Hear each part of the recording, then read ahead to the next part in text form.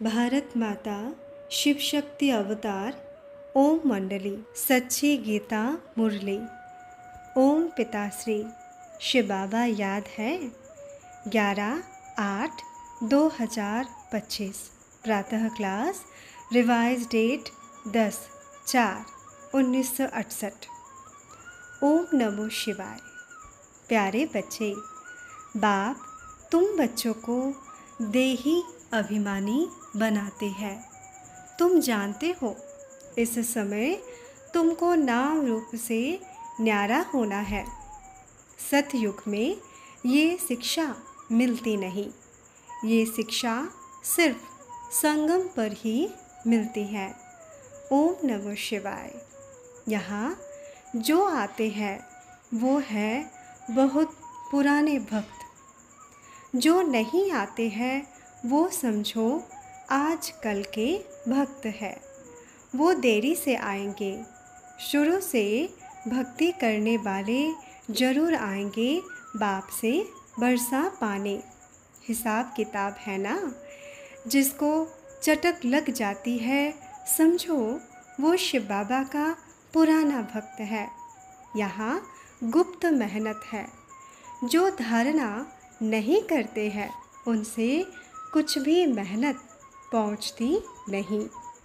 यहाँ तुम आते ही हो रिफ्रेश होने, तो बाप समझाते हैं ऐसे ऐसे करो। घूमने भले जाओ, सर्विसेबल के साथ ही जाएंगे। अंतर्मुख हो, चक्र लगाओ, अपनी अवस्था को देखते रहो। जैसे वो लोग क्राइस्ट को याद करते हैं, तुम भी पादरी हो, पवित्र होना। सफ़ेद पोश भी है तो अपने से मेहनत करो। तुमको सभी मालूम पड़ेगा हम कालेपन से कितना गोरे बन रहे हैं। तमो प्रधान से सतो प्रधान बने हैं। बाहर में तो सारा दिन धंधे आदि में ही फंसे रहते हैं। यहाँ तो तुमको बहुत अच्छा मौका है। एक हफ्ते में तुम इतना माल इकट्ठा कर सकते हो जो वहाँ 6 मास 12 मास में भी इकट्ठा नहीं कर सकेंगे। यहाँ 7 रोज में वही सारी कसर निकाल सकते हैं। बाबा राय देते हैं जरूर खुद करता होगा। बाबा इन द्वारा राय देते हैं। पहले तो इनकी कान सुनती है। रात को खटिया पर सोए हुए भी याद कर सकते हो। ऐसे नहीं बैठकर याद करना है। टेप पर जाएगी तो बहुत खुशी होगी। बाबा हमको विषय सागर से निकाल खिर सागर में ले जाते हैं। विकारों से तो जैसे बांस आती है, छूने की भी दिल नहीं होती। विकार में जाते हैं ना। तुम्हारा इस पर गीत भी है। मेहतर उनसे बेहतर जो खाते मेहनत का खाना। वो सन्यासी आदि तो मुफ्त का खाते हैं। फ़ायदे बदली नुकसान ही होता है। हम गिरते ही जाते। वो सभी झूठी बातें ही सुनाते हैं। कितनी ग्लानि लगी पड़ी है। रामायण भागवत आदि सभी में भक्ति मार्ग की कथाएं हैं। वो है कर्ण रस। यहाँ तो आत्मा को खजाना मिलता है। आत्मा बड़ी खुश होती है। आत्मा जानती है बाबा को याद करने से हम यहाँ से उड़ जाएंगे। ऐसे ऐसे अपने से बातें करो। 8 घंटा गवर्नमेंट के सर्विस में दो। धंधे वाले तो फ्री है, जो चाहे सो करे। व्यापारी लोग फ्री होते हैं, जब कहाँ जाना चाहे जाए। गवर्नमेंट के नौकर तो बंधन में रहते हैं। बाबा कहते हैं व्यापारियों को पकड़ो। मैं भी तुमसे व्यापार करने आता हूँ ना, करनी खोर भी हूँ, तुम्हारा पुराना लेकर क्या देता हूँ। ये रिवाज भी यहाँ से ही निकला है, देते हैं दूसरे जन्म में लेने लिए। वो है इनडायरेक्ट, ये है डायरेक्ट। मैं अभी डायरेक्ट आया हूँ। तुम बाबा के पास किस लिए आए हो? विश्व के मालिक बनने के लिए। जानते हो ये सभी खत्म हो जाने वाले हैं। बाबा लिखते ही है पदम भाग्यशाली। कब लिखते हैं? पद्मा पदम भाग्यशाली। नंबर बार तो है ना। बाबा जानते हैं जो बच्चे बहुत अच्छी मेहनत करते हैं, बहुतों का कल्याण करते हैं, उन्हों को प्राइज़ भी ऐसी मिलती है। सारा विश्व का राज भाग उन्हों को ही मिलता है। तो ऐसे बाप को दिल में याद रखना चाहिए ना। इसमें भाकी आदि की भी कोई बात नहीं। ये तो पुराना पतित शरीर है ना। भाकी को याद नहीं कहा जाता है, उनको कहा जाता है बाप और बच्चे का सम्मुख मिलन। बच्चे बाप के आगे बैठे हैं। ज्ञान देने वाली भी आत्मा है, लेने वाले भी आत्मा ही है। आत्मा ही सभी कुछ करती है। बैरिस्टरी भी आत्मा ही करती है। कर्म आत्मा करती है शरीर द्वारा। बाप बच्चों को देही अभिमानी बनाते हैं। तुम जानते हो इस समय तुमको नाम रूप से न्यारा होना है। सतयुग में ये शिक्षा मिलती नहीं। ये शिक्षा जरूर संगम पर ही मिलती है।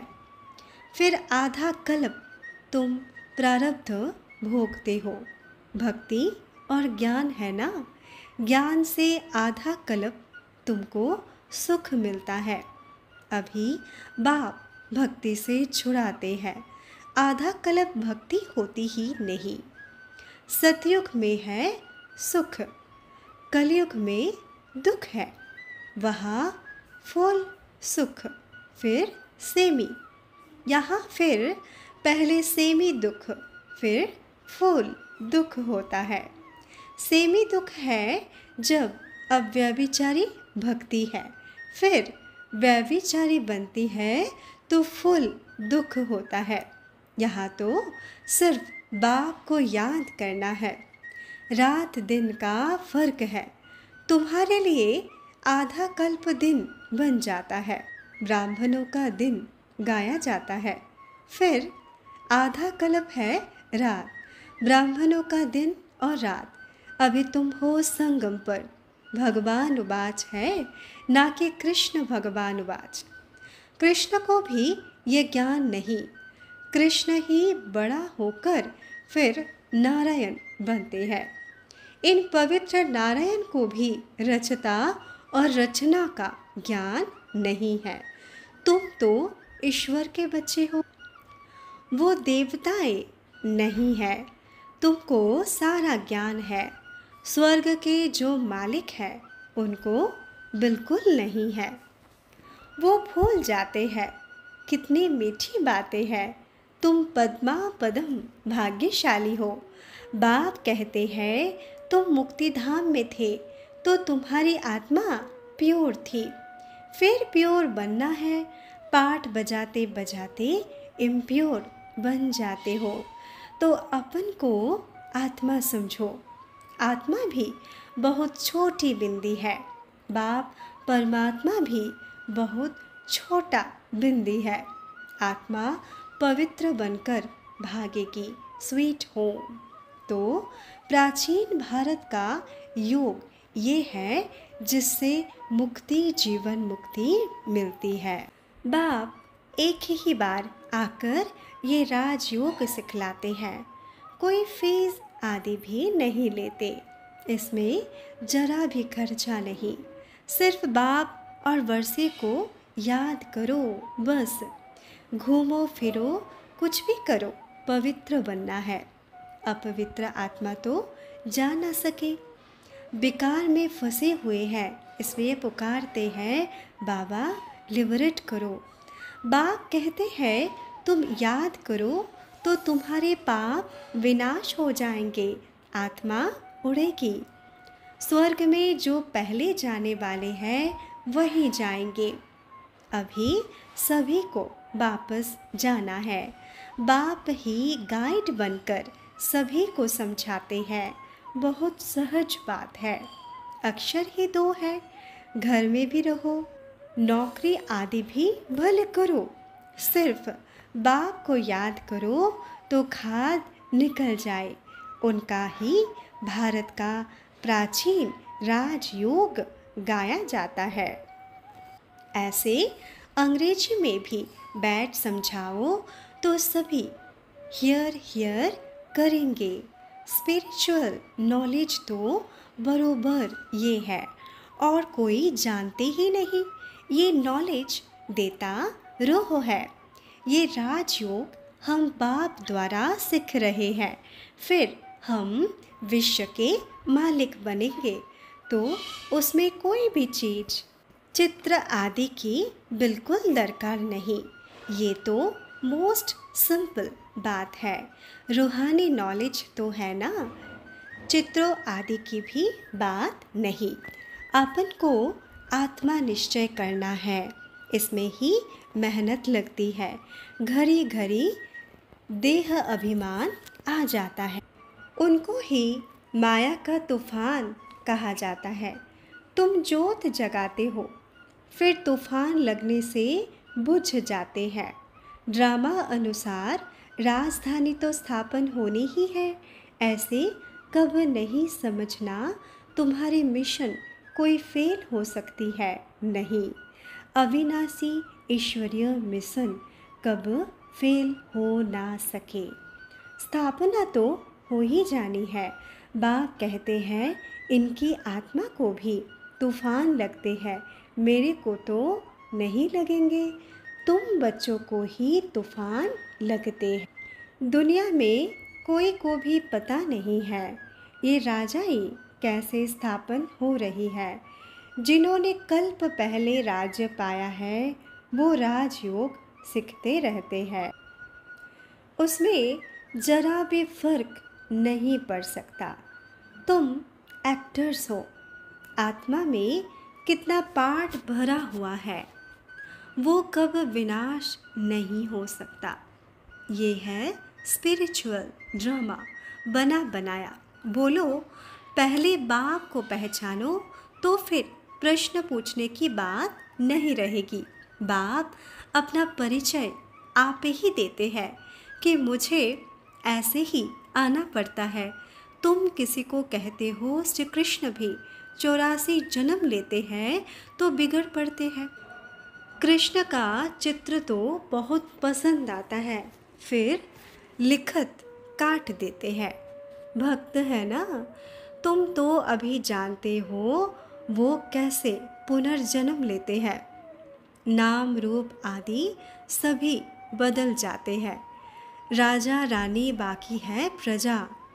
एक राजा रानी के लाखों प्रजा होती है। दिन प्रतिदिन बच्चों नई नई पॉइंट्स मिलती रहती है। ना सर्विस में थकना है ना याद में थकना है। जितनी सर्विस करेंगे उतना ही अच्छा होगा।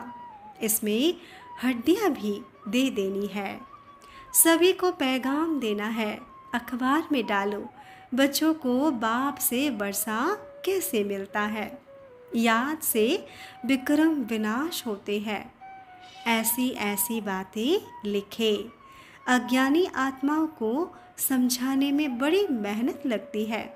जैसे भील लोग, वो पढ़ाई को क्या जाने। अभी तुमको नॉलेज मिली है। शिव बाबा से हमको वर्षा मिलता है। हम महाराजा महारानी बने थे। ये है ही नर से नारायण बनने की नॉलेज। नॉलेज से बड़ी खुशी होती है। विघ्न भी पढ़ते हैं, कल्प पहले भी पढ़े थे। इससे पार हो पुरुषार्थ करते रहना है। ये भी सब छोड़ा ना। देखा हमको बाबा से डबल ताज मिलती है। छोड़ो इन व्यर्थ चीज़ों को। इन पैसों से हम क्या करेंगे, फट से छोड़ दिया। अच्छा, रूहानी बच्चों को गुड मॉर्निंग और नमस्ते। रात्रि क्लास 10/4/1968। तुम हो रूहानी स्वदर्शन चक्रधारी ब्राह्मण कुलभूषण और सर्वोत्तम श्रेष्ठ कुल। जैसे अग्रवाल कुल आदि होते हैं ना, ब्राह्मण कुल देवताओं से भी उच्च है, क्योंकि बच्चों को बाप पढ़ाते हैं। ईश्वर के बने हो उनसे वर्षा लेने लिए। ईश्वर वर्षा देते हैं विश्व की बादशाही। और ये तो बच्चों को समझाया है। धर्म जो स्थापन होती है, पहले कुल होते हैं, फिर डिनाइस्टी। क्राइस्ट, बुद्ध, इब्राहिम आदि जो भी बड़े बड़े हैं, उनको प्रिसेप्टर गुरु नहीं कहा जाता है। तो ये सन्यासी उदासी तो छोटे छोटे मठ पंथ, डार टार टारिया आदि है, उनको भी गुरु नहीं कहेंगे। वो है भक्ति मार्ग वाले गुरु।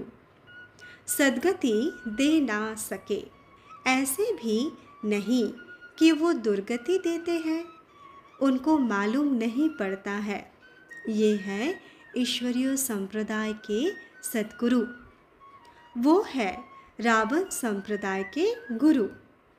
तुम सच्चा रास्ता बताते हो, वो है झूठा रास्ता। बाप पूछते हैं, तुमको सद्गति देकर गया, फिर दुर्गति किसने दी? 5 विकार। बाप कहते हैं, मैंने शिवालय बनाया, फिर वर्षालय किसने बनाया? श्रीमत पर तुम भी सद्गति वाले ठहरे। तो सच्चा सद्गुरु एक ही निराकार है। बाबा कहने से वर्षे की खुशबुएं आती है। शिव को हमेशा बाबा ही कहा जाता है। बाप कहते हैं, बच्चों सुनते हो कानों से, ये नॉलेज है ना। नॉलेज में एम ऑब्जेक्ट चाहिए। वो ये लक्ष्मी नारायण दिखाई जाती है।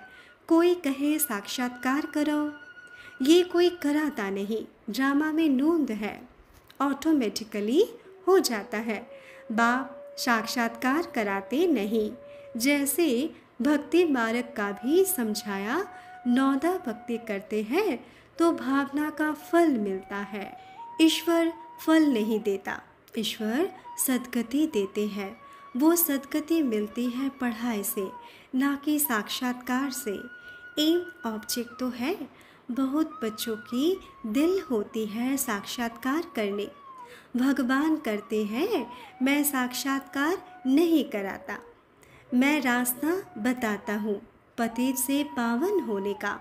साक्षात्कार से फ़ायदा तो है नहीं, मैं वो रास्ता बताता हूँ जिससे कल्याण हो, फ़ायदा हो। तुमने कब आत्मा का साक्षात्कार किया जो बाप का करना चाहते हो? आत्मा खुद को ही नहीं जानती। शिव बाबा का साक्षात्कार वो तो शास्त्रों में है, अखंड ज्योति है। बिंदी का साक्षात्कार करेंगे कैसे, समझ में ही नहीं आएगा। मैं तो एक बार आता हूँ, आकर रास्ता बताता हूँ। तुम ऐसे पवित्र बन विश्व के मालिक बन सकते हो। बाकी साक्षात्कार से कुछ नहीं होता। समझो, साक्षात्कार करते रहेंगे, फ़ायदा कुछ भी नहीं। हो सकता है उसमें माया की प्रवेशता हो जाए, इसलिए कभी भी साक्षात्कार का ख्याल नहीं करना है। ये तो स्कूल है ना, है ही सत्यनारायण की कथा। वो सभी है झूठी कथाएं। ये तो नॉलेज है। नॉलेज को कथा नहीं कहेंगे। नॉलेज तो सम्मुख दी जाती है। टीचर बैठ पढ़ाते हैं, चक्र का राज सुनाते हैं, और आत्मा जो पवित्र बनी है इसके लिए कहते हैं मुझे याद करो। तुम्हारी आत्मा पवित्र हो जाएगी। आत्मा भी बिंदी बहुत सूक्ष्म है, इन आँखों से देख नहीं सकेंगे। साक्षात्कार से विक्रम विनाश नहीं होंगे, योग से विक्रम विनाश होना है। साक्षात्कार की कब भी दिल रखो नहीं, वो भी भक्ति मार्ग की ड्रामा में नोट है। मनोकामना पूरी होती है, बाकी फ़ायदा कुछ भी नहीं है। पढ़ाई से फ़ायदा होती है, पढ़ाई ही टाइम लेती है। साक्षात्कार तो सेकंड का काम है।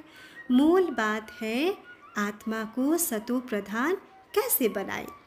बाप कहते हैं मुझे याद करो तो जंग निकल जाएगी, जन्म जन्मांतर के पाप कट जाएंगे। तुम घर जाकर फिर पहले पहले स्वर्ग में आ जाएंगे। सतो प्रधान भी बनना है, दैवी गुण भी धारण करना है। रोज देखो कोई को दुख तो नहीं दिया, मैं बाबा को याद करता हूँ। कोई अवज्ञा तो नहीं हुई, सभी तरफ से बुद्धि योग हटाए माँ में कम याद करो। तुम्हारे विक्रम विनाश हो जाएंगे। इसमें साक्षात्कार आदि का प्रश्न ही नहीं उठता, पढ़ाई और याद है मुख्य। हम रूहानी बच्चों की रूहानी माता पिता को याद प्यार शुभ प्रभात नमस्ते नमस्ते नमस्ते। वरदान बेहद के वैरागी भव। सब स्थूल सूक्ष्म साधनों से वैराग्य, लौकिक और सेवा का संबंधों से उपराम हो, तब कहेंगे बेहद की वैराग्य वृत्ति। अपने शरीर से भी उपराम, जैसे कि निमित्त सेवा अर्थ ही चला रहे हैं। क्या ऐसी वैराग्य वृत्ति बनी है? तपस्या का आधार है वैराग्य। जब तक ऐसी अवस्था नहीं बनी है, ना त्याग होगा, ना सेवा में भी सफलता होगी। अब समय प्रमाण बेहद के वैरागी बनना बहुत आवश्यक है। ओम नमो शिवाय।